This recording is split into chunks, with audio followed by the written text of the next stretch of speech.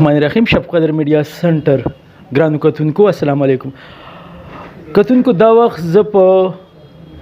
الخدمت فاونډیشن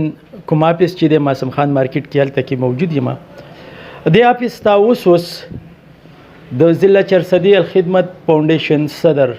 اشفاق خان راغلی دی هغوی دوري چې کوم ډیټیل دی هغه به موږ د هغوی نه غواړو او تر اوسه پورې په شب قدر کې د الخدمت فاونډیشن چې څومره سرګرمۍ دي د هغې په اړه به هغوی نه موږ پوښتو. السلام علیکم. وعلیکم السلام ورحمت الله. څنګه یې جی؟ خیریت دی؟ خیریت دی جی. لومبی خو د دې دورې ډیټیل راکوي او دویم تر اوسه ده الخدمت فاونډیشن شب قدر په شب قدر کې چې کومې سرګرمۍ دي د هغې نه دا کتونکي خبرې کوي. بسم الله الرحمن الرحیم. سوال هم ډېر ښکلی وکړو. مونږ د ضلع چارسدې نو زه او ظهور خان مونږ دا خواهش وو چې مونږ د شب قدر ته لاړ شو، د شب قدر په پوزیشن باندې لږ ځان پوه کړو. د الله مهرباني ده، الله پاک د دې ځای چې کوم زمونږ ملګري دي د الخدمت فاونډیشن چې کوم صدر دی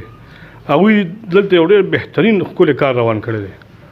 او مطمئن ته پدې شو چې دلته راغلم ما تاسو کو نو دوی تقریبا تر اوسه پورې 500 فوډ پیکیج دوی پای کې چای چینی غوړي اوړه دا سيزونه دوی تقسیم کړي دي او دغه شانې تقریبا 2000 نه زیات ابو دا سینیټایزر تقسیم کړي دي او ورسره دوی پورا دا اوس چې کم کوارنټاین دي کم کورونه دي نو دغه لپاره موږ ځان سره خپل هم فوډ پیکیج راوړو او دا به کېږي داسې نه چې زبر وړم، دا به کېږي دا چې د خپلو محلو د خپل مقامي هغه مهیر حضرات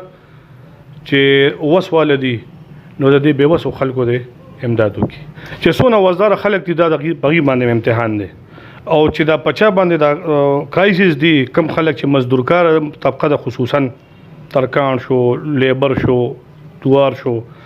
دکانداران شو، دکانونه بند دي، معیشت خو ته پته راځي تباہ و آباد الله دې خپل رحم وکړي. دا به کېږي د الله په ډېر غټ مهربانۍ باندې او موږ به د الله نه توبه استغفار کوو، الله نه معافي غواړو او هغه ګناه چې کوم موږ جاران باران کوو د هغې کم چې موږ به پټه کوو د هغې خصوصا موږ به د هغې نه توبه وباسو نو الله به دا ماحول انشاءالله ټیټ کوي که خیري امتحان دی به موږ باندې نو زه د خصوصا د دې ځای هغه مهیر حضراتو ته دا اپیل کوم دا مې ورته خواست دی درخواست مې دی ورته چې د خپل چم ګاونډ پوره خیال وساتي. ډېره مننه.